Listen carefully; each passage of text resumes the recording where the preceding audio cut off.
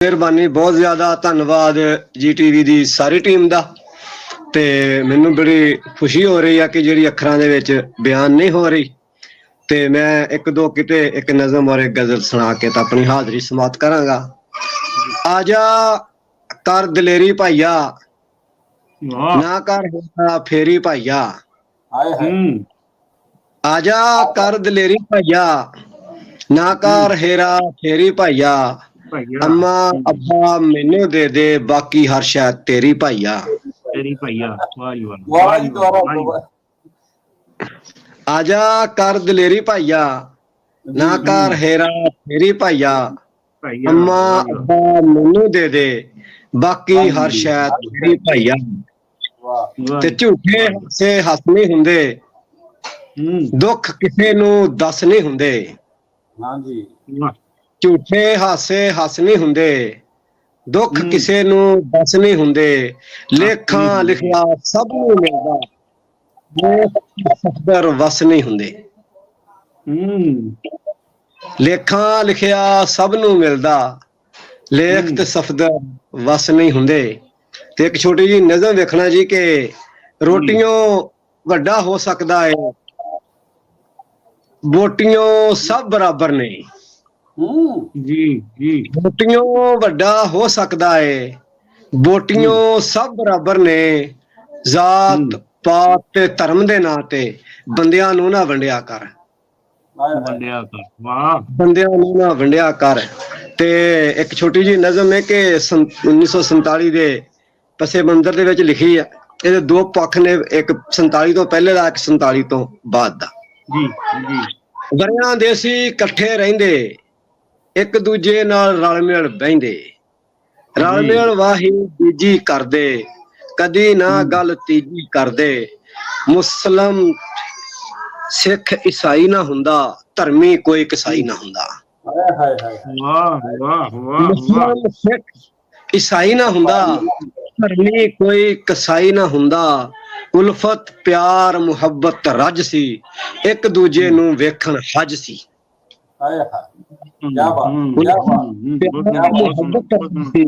ਇੱਕ ਦੂਜੇ ਨੂੰ ਵੇਖਣ ਹੱਜ ਸੀ। ਈਦ ਦੀਵਾਲੀ ਰਲ ਮਨਾਉਂਦੇ, ਖੁਸ਼ੀਆਂ ਵਾਲੇ ਭੰਗੜੇ ਪਾਉਂਦੇ। ਦੇਸ਼ ਦੇ ਵਿੱਚ ਸਨ ਖੂਬ ਬਹਾਰਾਂ, ਜਿਵੇਂ ਉੱਡਦੀਆਂ ਯਾਰੋ ਡਾਰਾਂ। ਨਫ਼ਰਤ ਬੁਗਜ਼ ਅਦਾਵਤ ਕੋਈ ਨਾ, ਸੀਨਿਆਂ ਵਿੱਚ ਕਦੂਰਤ ਕੋਈ ਨਾ। ਹਿੰਦੂ ਮੁਸਲਮ ਰਲ ਮਿਲ ਬਹਿੰਦੇ, ਇੱਕ ਦੂਜੇ ਨੂੰ ਵੀਰਾ ਕਹਿੰਦੇ। ਮੁਸਲਮ ਰਲ ਮਿਲ ਬਹਿੰਦੇ, ਇੱਕ ਦੂਜੇ ਨੂੰ ਵੀਰਾ ਕਹਿੰਦੇ।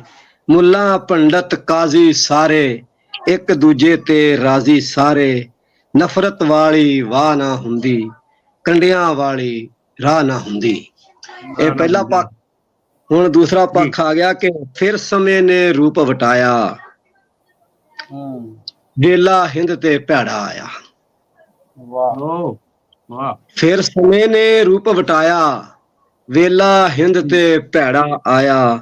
ਰਾਮ ਰਹੀਮ ਦੇ ਰੌਲੇ ਪੈ ਗਏ, ਸੱਚੇ ਜਜ਼ਬੇ ਹੌਲੇ ਪੈ ਗਏ। ਨਫ਼ਰਤ ਵਾਲੀ ਵਾਹ ਸੀ ਚੱਲੀ, ਹਰ ਪਾਸੇ ਸੀ ਬਸ ਥਰਥੱਲੀ। ਜ਼ਾਤ ਪਾਤ ਤੇ ਧਰਮ ਦੇ ਨਾਂ ਤੇ ਇੱਕ ਦੂਜੇ ਦੇ ਗਾਟੇ ਲੱਥੇ। ਇੱਕ ਦੂਜੇ ਦੀਆਂ ਬੁੱਟੀਆਂ, ਇੱਕ ਦੂਜੇ ਦੇ ਵੈਰੀ ਹੋ ਗਏ। ਬੰਦੇ ਸਾਰੇ ਜ਼ਹਿਰੀ ਹੋ ਗਏ। ਫਿਰ ਸੰਨ 47 ਆਇਆ, ਖੂਨੀ ਵੰਡ ਨੇ ਰੰਗ ਵਿਖਾਇਆ, ਖੂਨੀ ਵੰਡ ਨੇ ਰੰਗ ਵਿਖਾਇਆ।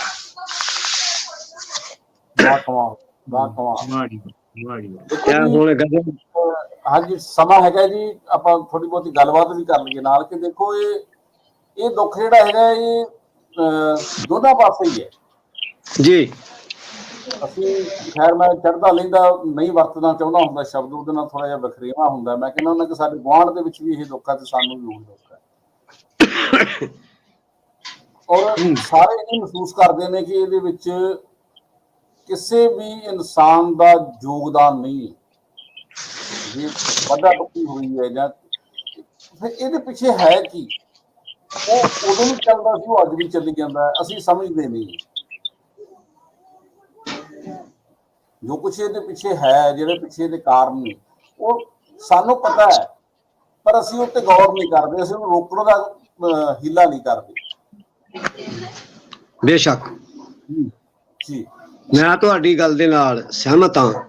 ਇਹਦੀ ਇੱਕ ਹੋਰ ਵਜ੍ਹਾ ਕਿ ਜਿਹੜਾ ਇਹ ਅਸੀਂ ਉਸ ਵਕਤ 47 ਚ ਹਰ ਚੰਦ ਕੇ ਮੌਜੂਦ ਨਹੀਂ ਸੀ, ਲੇਕਿਨ ਸਾਡੇ ਪੁਰਖਾਂ ਨੇ ਸਾਨੂੰ 47 ਤੋਂ ਪਹਿਲੇ ਦੀ ਵੰਡ ਤੋਂ ਪਹਿਲੇ ਦੀਆਂ ਜਿਹੜੀਆਂ ਬਾਤਾਂ ਡਾਇਰੈਕਟ ਸਾਡੇ ਸੀਨੇ ਤੱਕ ਪਹੁੰਚੀਆਂ, ਕਿਉਂਕਿ ਅਸੀਂ ਉਹਨਾਂ ਮਾਵਾਂ ਦਾ ਸ਼ੀਰ ਚੁੰਗਿਆ ਵਾ ਜਿਹੜੀਆਂ ਡਾਇਰੈਕਟ ਹਿਜਰਤ ਕਰਕੇ ਪਾਕਿਸਤਾਨ ਆਈਆਂ ਜਾਂ ਪਾਕਿਸਤਾਨ ਤੋਂ ਹਿਜਰਤ ਕਰਕੇ ਹਿੰਦੁਸਤਾਨ ਗਈਆਂ।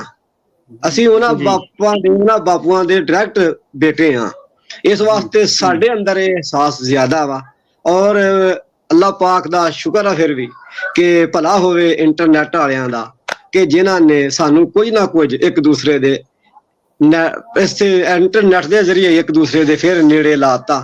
ਅਸੀਂ ਕਮ ਅਜ਼ ਕਮ ਆਪਣਾ ਸਾਂਝੀ ਦੁੱਖ, ਆਪਣੀ ਸਾਂਝੀ ਗੱਲ ਜਿਹੜੀ ਹੈ, ਸਾਂਝਾ ਜਿਹੜਾ ਹੈ ਸੁੱਖ ਵਾ ਦੁੱਖ ਵਾ, ਉਹਨੂੰ ਇੱਕ ਦੂਸਰੇ ਦੇ ਨਾਲ ਅੱਜ ਵੀ ਸ਼ੇਅਰ ਕਰ ਲੈਂਦੇ ਹਾਂ। ਬਿਲਕੁਲ ਜੀ, ਬਿਲਕੁਲ, ਇਹਦੇ ਵਿੱਚ ਕੋਈ ਸ਼ੱਕ ਨਹੀਂ ਹੈ ਜੀ। ਸੋ ਜੇ ਸਾਨੂੰ ਕੋਈ ਦੇਖ ਸੁਣ ਰਹੇ ਨੇ ਤਾਂ ਬੇਨਤੀ ਹੈ ਕਿ ਅੱਜ ਵੀ ਜੋ ਕੁਝ ਵਾਪਰਦਾ, ਕੱਲਾ ਅਸੀਂ ਹਿੰਦੁਸਤਾਨ ਪਾਕਿਸਤਾਨ ਦੀ ਗੱਲ ਨਹੀਂ ਕਰਦੇ, ਅਸੀਂ ਆਪਣੇ ਘਰ ਦੀ ਗੱਲ ਕਰਦੇ ਹਾਂ ਕਿ ਅੱਜ ਵੀ ਜੋ ਕੁਝ ਵਾਪਰਦਾ ਹੈ ਉਹਦੇ ਵਿੱਚ ਉਹ ਤਾਕਤਾਂ ਉਹੀ ਜਿਹੜੀਆਂ ਹੈਗੀਆਂ ਏਜੰਸੀਆਂ ਕੰਮ ਕਰ ਰਹੀਆਂ ਨੇ ਜਿਹੜੀਆਂ ਉਦੋਂ ਕੰਮ ਕਰ ਰਹੀਆਂ ਸੀ। ਸਾਡੇ ਅਸੀਂ ਵੰਡੇ ਗਏ ਹਾਂ। ਜਦੋਂ ਖੁਦ ਮੈਂ ਛੋਟਾ ਹੁੰਦਾ ਸੀ ਸਾਨੂੰ ਇਹ ਨਹੀਂ ਸੀ ਪਤਾ ਹੁੰਦਾ ਕਿ ਮੁਸਲਮਾਨ ਕੌਣ ਹੈ, ਹਿੰਦੂ ਕੌਣ ਹੈ, ਸਿੱਖ ਕੌਣ ਹੈ। ਪਰ ਉਹ ਸਮੇਂ ਨੇ ਸਾਨੂੰ ਅਹਿਸਾਸ ਕਰਾਤਾ ਜਾਂ ਕਹਿ ਲਓ ਕਿ ਸਾਡੇ ਦਿਮਾਗਾਂ 'ਚ ਵਾੜਤਾ ਕਿ ਜਿਹੜਾ ਇਹੋ ਜਿਹੇ ਪਹਿਰਾਵੇ ਵਾਲਾ ਹੁੰਦਾ ਉਹ ਆਹ ਹੁੰਦਾ, ਜਿਹੜਾ ਇਹੋ ਜਿਹੇ ਪਹਿਰਾਵੇ ਵਾਲਾ ਹੁੰਦਾ ਉਹ ਆਹ ਹੁੰਦਾ।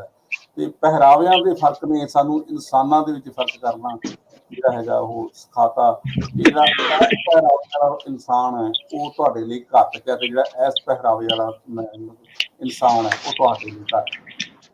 ਸੋ ਬੇਨਤੀ ਹੈ ਕਿ ਜਿੰਨਾ ਕੁ